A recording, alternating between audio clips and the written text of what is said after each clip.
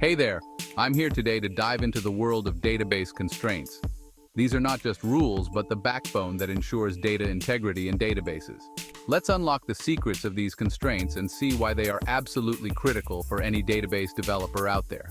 First off, what exactly are database constraints? Simply put, they are rules applied to table columns to ensure the accuracy and reliability of the data within your database.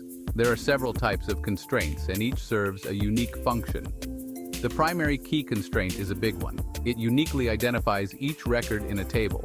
What this means is that no two rows can have the same value for the primary key column. It's like having a unique ID for every student in a school. Next up, we have foreign key constraints. These are what you use to create a link between two tables. For example, an order table might reference a customer table to ensure that each order can only be associated with a valid customer. It's like making sure every email you send actually has a correct address to go to. Then there's the unique constraint. It's somewhat similar to the primary key, but with a twist. You can have more than one unique constraint per table, and it ensures that in a specific column, no two rows have the same value. Think of it like this. Even if two students have the same name, their email addresses have to be unique.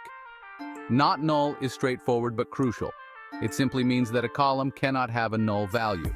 Every record needs to have some data in this field. It's like saying, hey, you can't leave this part of the form blank. Lastly, we have the check constraint.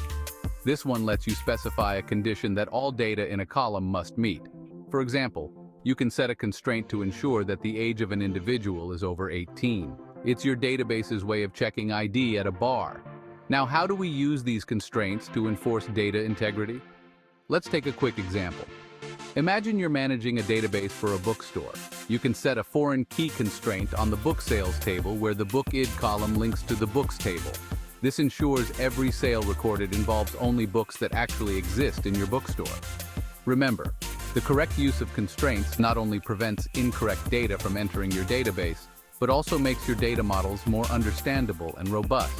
It's all about maintaining quality and integrity of the data you handle every day. So, whether you are a newbie or an experienced database developer, understanding and applying these constraints correctly is key to building efficient and reliable database systems. Don't forget to like, subscribe, and hit that notification bell for more insights on how you can become a better database developer. Catch you in the next one.